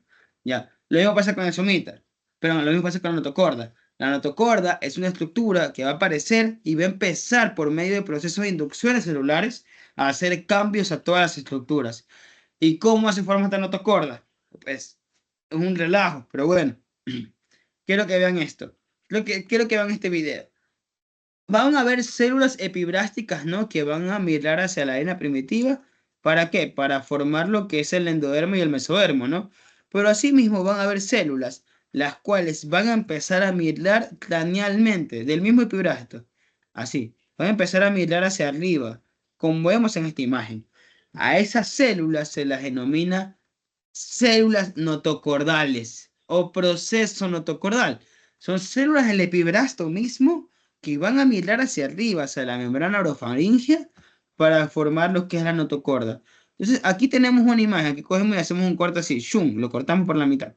Y vemos a la imagen así por la mitad. Y vemos cómo estas células epiblásticas forman algo que se denomina un proceso notocordal.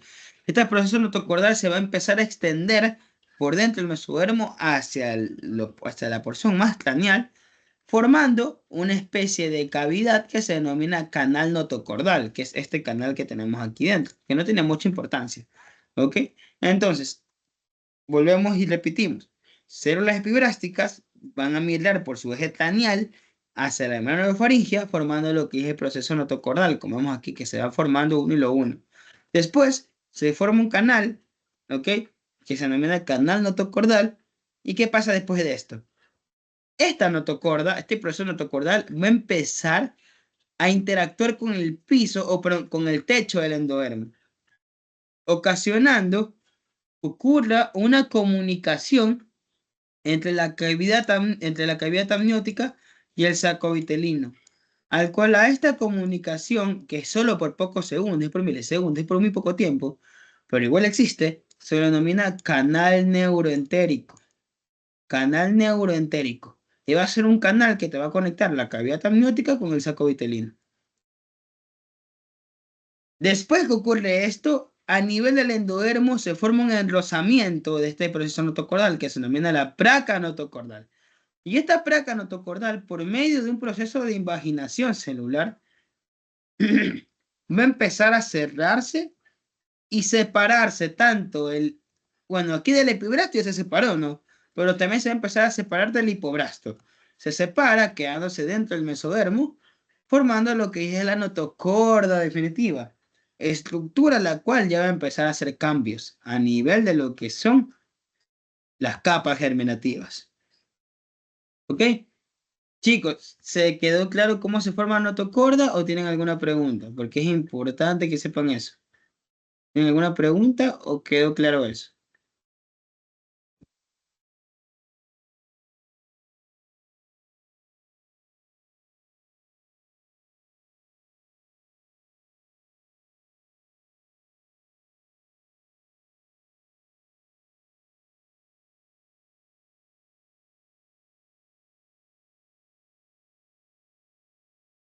Chicos, ¿quedó claro eso? ¿Puede volver a repetir a partir de lo que se interactúa con el techo del endodermo, porfis? Ya. Espera. ¿Puedes repetir tu pregunta, por favor? Disculpa. A partir de lo que el proceso interactúa con el techo del endodermo, esa parte de ahí en Ya. adelante. A ver. Acá. Ya, el proceso notocordal ya interactúa con el endodermo, hace una abertura, el cual hace una abertura la cual conecta a ambas cavidades, a la cavidad amniótica con el saco vitelino, ¿ok? Las conecta. Al momento que las conecta, forma algo que se denomina el canal neuroentérico.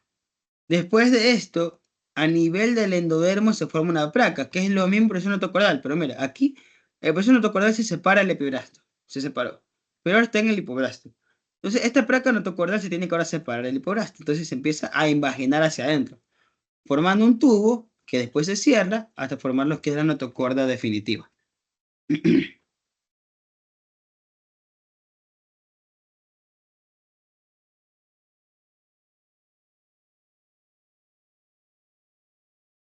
No sé si, Disculpa, este, sí, dime. ¿no tendrás de casualidad por ahí el video de las fotos para verlo en Sí, continuidad? mejor veamos el video, ¿ya? Por Te voy favor. a dar a ver. Es verdad, eso es lo que tenía que haber hecho. La vez pasada lo expliqué así, pero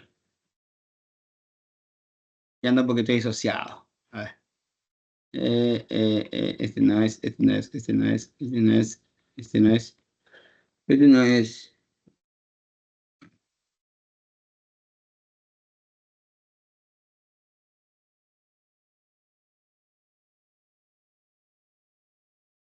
Ahí está, miren. Voy a quitarle el audio para que... Y voy explicando mejor. Eso fue lo que hice la vez pasada. A ver, miren. Esa es la línea primitiva, ¿no? Se forma la línea primitiva, se forma el nodo primitivo, por donde se van a empezar a imaginar las células, ¿ok? Miren cómo se va mirando las células. ¿Sí vieron cómo las células bajan hacia abajo y forman ese nodo primitivo? Entonces, hay células epiblásticas que empiezan a migrar hacia la membrana bucofaringea en sentido craneal, ¿ok? Y a eso se denomina proceso notocordal, ¿ok? Es una cadena sólida, el cual se llama el proceso notocordal, como su mismo nombre lo indica ahí, ¿ok? Y este proceso se detiene una vez que topa con la placa precordal, que es la placa que estudiamos al final de la segunda semana, ¿ok? Entonces ahí va a hacer el corte, me parece. Esperemos que termine lo que van a hacer la... Ahí está, hacen el corte y miren cómo va migrando el proceso notocordal, miren, por el nodo primitivo y va migrando cranealmente. Y miren cómo va migrando el proceso notocordal, de poco en poco, ¿ok? De poco en poco. Ya que se detiene el video, pero ya se sale el video, ¿ok? Va migrando de poco en poco y después este proceso notocordal empieza a tener cambios, el cual forma un canal que se denomina el canal notocordal, ¿ok?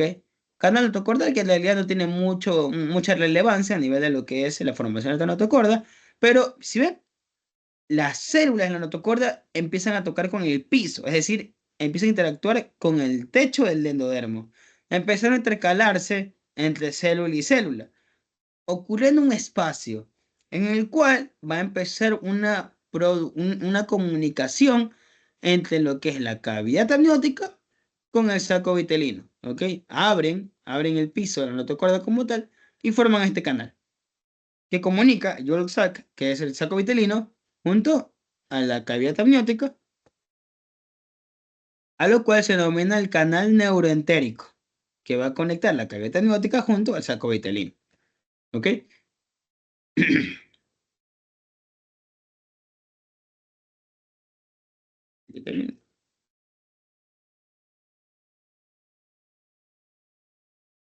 Entonces se hace un corte ahí transversal. Entonces, así tenemos al comienzo, eso es el proceso notocordal. Entonces, para separarse del epibrasto, se dan cuenta, interactúa con el hipobrasto y forma una placa sólida, lo cual se denomina la placa notocordal. Ahora, para separarse del endodermo, se invagina de nuevo y forma un tubo, lo cual ya se separa ahora sí de lo que es el piso, es decir, el endodermo, el saco vitelino.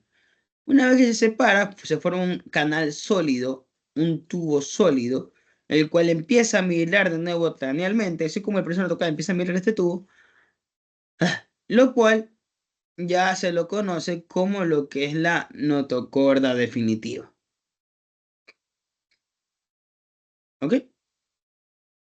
Como mismo decís, es una inductora primaria, un inductor. Y bueno, esto ya lo vamos a estudiar sobre cómo forma la columna y eso ya.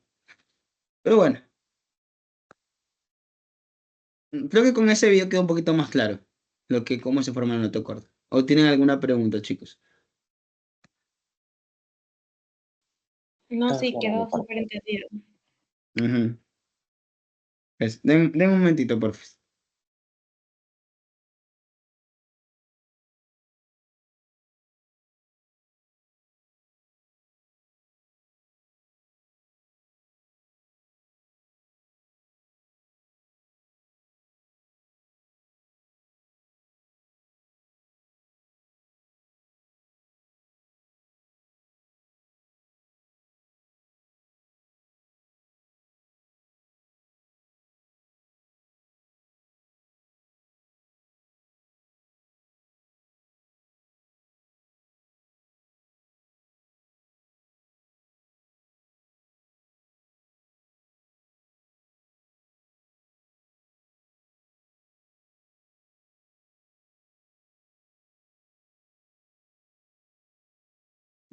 Ahora sí, volví. Ya, ahora sí, bueno. Ahora sí, ya tocando ese tema, ahora sí voy a desconectarme de acá la compu. Y voy a coger el iPad.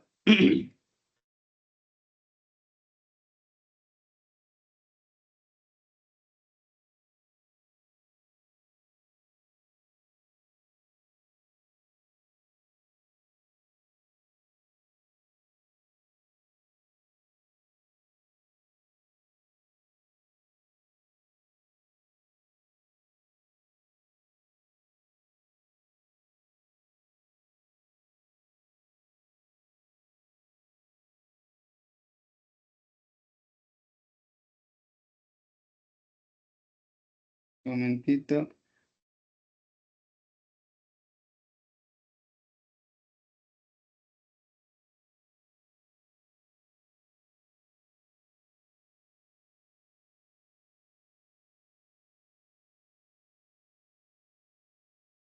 ¿Ves? Sí, pues,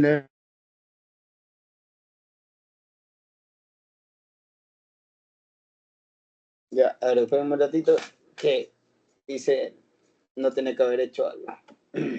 Chaval, me metí mal a la llamada. De un momentito.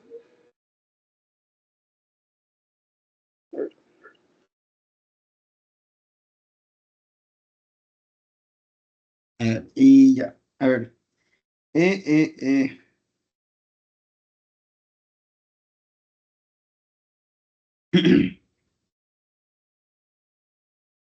Ya, a ver. Ahora sí. Ahí creo que se ve el iPad, ¿verdad?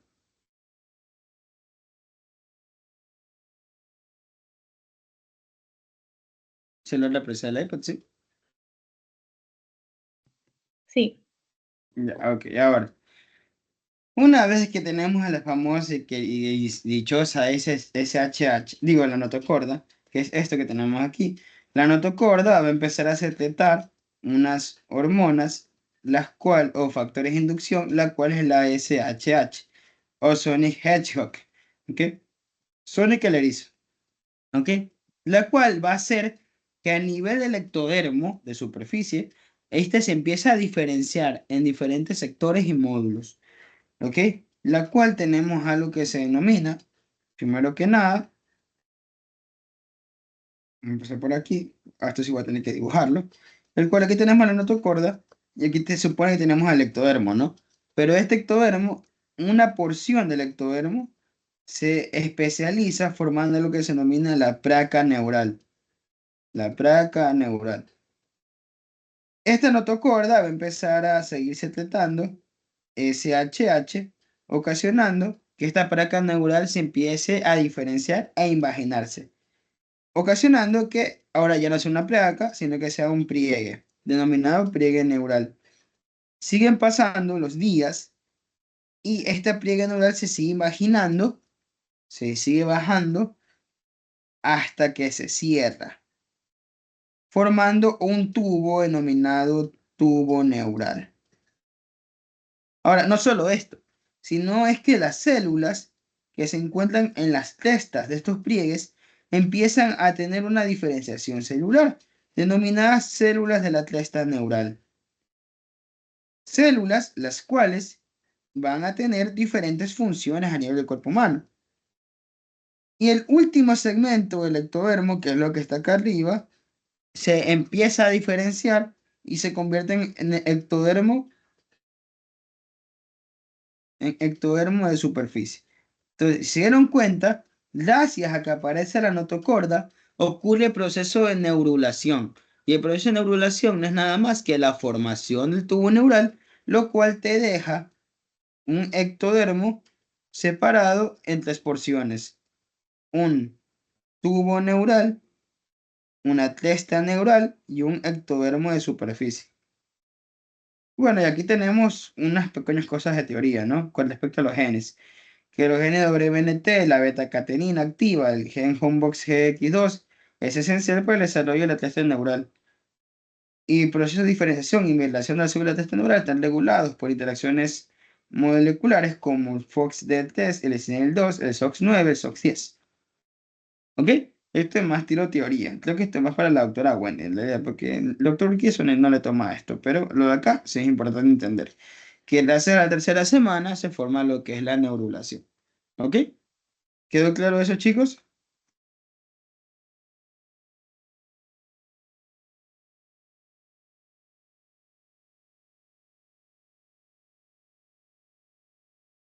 ¿Quedó claro eso, chicos? ¿Sí?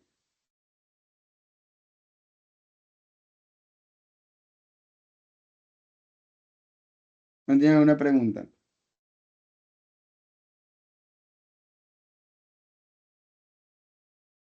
Mm, ya se quedan dormidos. Mm, Sí, sí, todo entendido. ok, listo. A ver, puede ser, puede ser que terminemos tercera semana, ya, y mañana le demos con periodo embrionario y periodo fetal, porque siento que también están cansados. Igual, les voy a pasar mis diapositivas, las cuales las hice junto a una compañera mía que es Valeria Viteri, la cual pueden tener aquí en las diapositivas, van a tener ya resumido qué pasa en cada semana, qué es lo importante, qué características hay cada una, para que la puedan estudiar, ¿ok? Entonces vamos a terminar este periodo, vamos a terminar la tercera semana y de ahí le vamos con lo que viene a ser periodo embrional y fetal, la vemos mañana, ¿ok? Ahora, vamos con esto y también algo que pasa con respecto, aparte de que cambia el ectodermo, también cambia el mesodermo. Y eso se denomina el desarrollo de los somitas. ¿Qué es lo que pasa? Es que a nivel del mesodermo, que es lo que tenemos acá, también vamos a tener cambios. Y es que el mesodermo generalmente se divide ahora, cuando aparecen la notocorda, se divide en mesodermo paraxial, en un mesodermo intermedio y un mesodermo lateral. Se divide en tres segmentos. Pero este notocorda va a ser de que el mesodermo paraxial se diferencia en algo que se denomina los somitas. Los somitas son estructuras las cuales van a dar en un futuro lugar a lo que es la columna vertebral, a músculos de la cara y cuello, junto también a lo que viene a ser tejido cartilaginoso de cuello y cara, más huesos del esqueleto axial. Entonces aquí tenemos que el periodo somítico del desarrollo humano tiene lugar entre los días 26 y 32. Aproximadamente con 38 y 39 pares de somitas. El tamaño y la forma de los somitas está condicionado por las interacciones intercelulares. Hacia el final de la quinta semana vamos a tener un total de 42 a 44 pares de somitas. ¿Ok? ¿Qué son los somitas? No son nada más que el mesodermo paraxial, pero ya diferenciado en tres capas celulares. Una capa la cual se va a denominar esclerotoma, la cual va a dar lugar al esqueleto axial, la parte esquelética, el dermatoma, el cual le va a dar lugar a las partes de la dermis. Por eso es que cuando nosotros estudiamos derivaciones en capas celulares, que lo vamos a estudiar en cuarta semana, estudiamos que la dermis nace de lo que es los somitas, el mesodermo. Y una parte también denominado miotomas, los cuales van a darle lugar al tejido muscular esquelético del cuerpo humano, específicamente el esqueleto dorsal, músculos de lo que es la espalda y pecho. ¿Ok? Ese con respecto a los somitas. Y bueno, aquí tenemos otras cosas más de teoría con respecto a lo genético, que es más para la doctora Wendy, que es sobre BNT, el FOF y genes de la vía noche, Hox y otros factores señalizados. Pero bueno, eso con respecto a los somitas. Ahora, también en la tercera semana se forma algo que es el celoma embrionario, y es que tenemos que saber algo. Gracias al crecimiento de las hojas de los mesormo. Ah, porque ese es otro. Aquí no está. Pero es que, o sea, sí está, pero no se ve tan bien. Creo que en esta imagen de acá.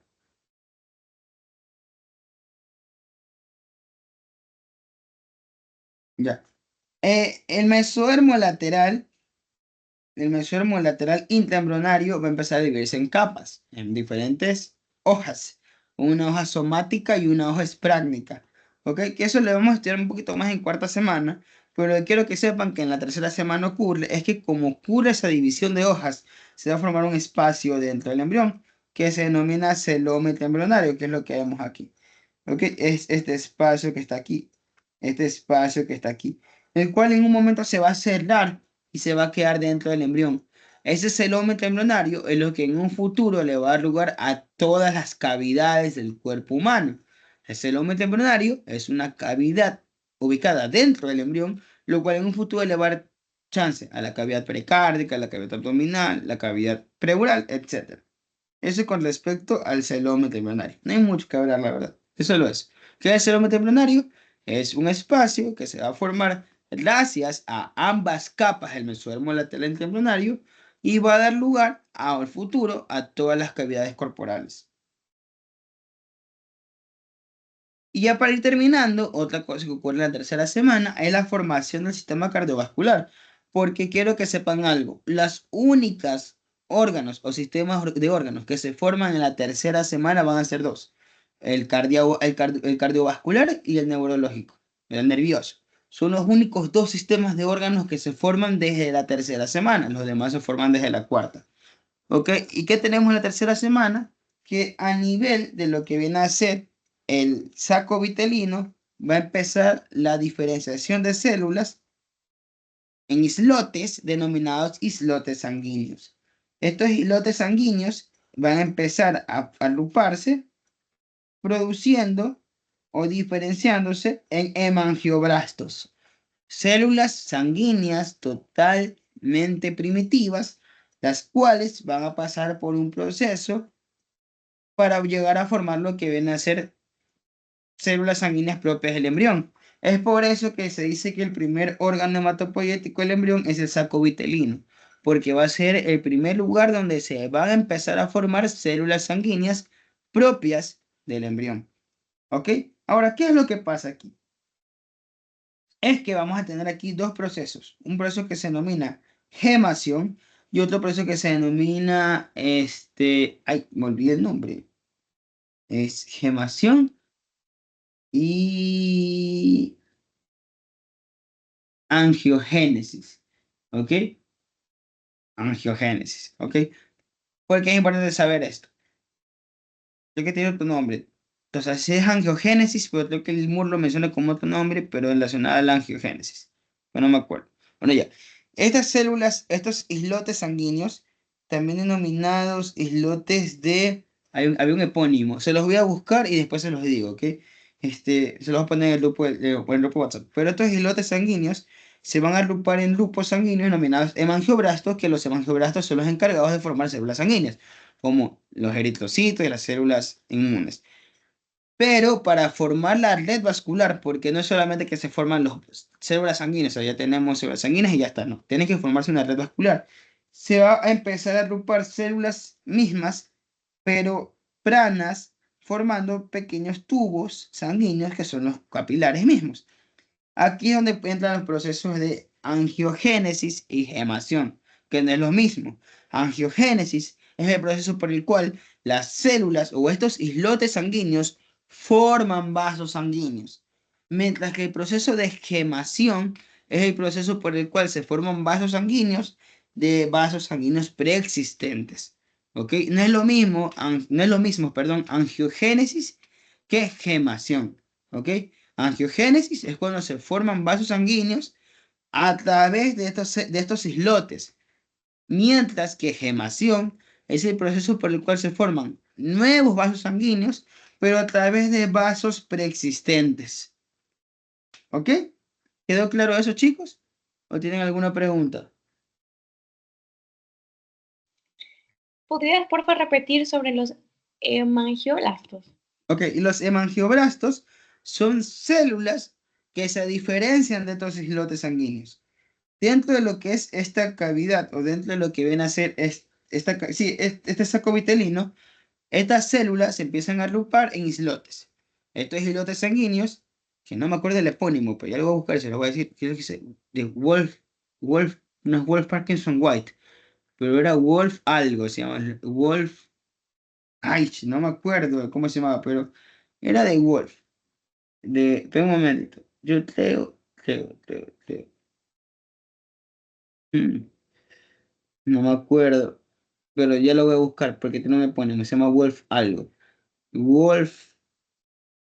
Wolf, no me acuerdo, ok, pero bueno. Bueno que el tema, estos islotes sanguíneos se agrupan en células sanguíneas, por eso se llaman islotes, la cual se van a empezar a diferenciar en mangioblastos. Hemangio significa sangre, brastos formadoras de. Entonces, estos hemangioblastos van a empezar a formar células sanguíneas.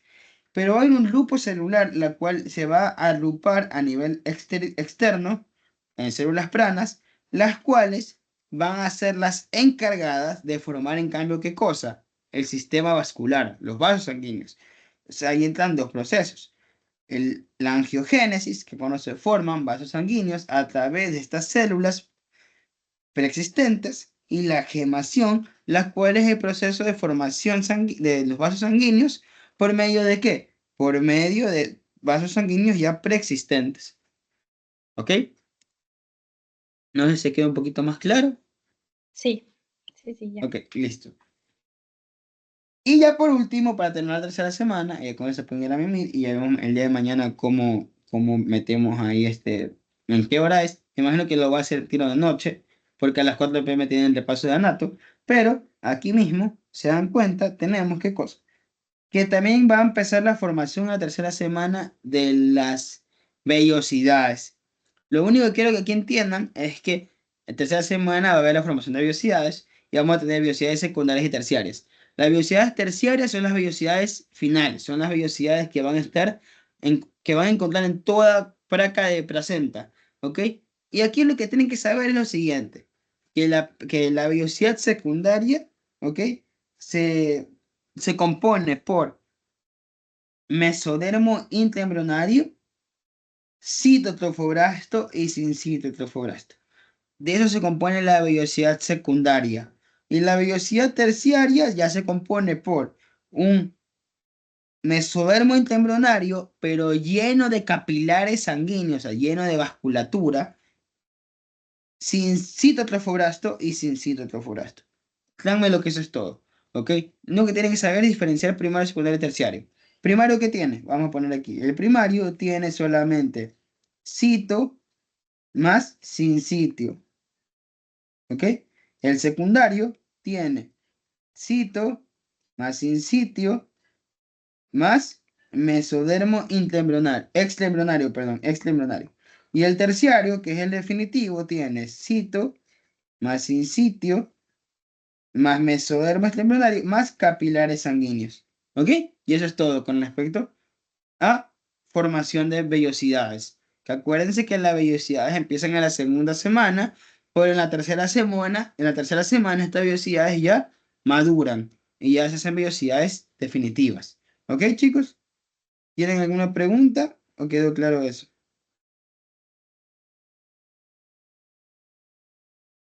Claro. ¿Tienen alguna pregunta, chicos?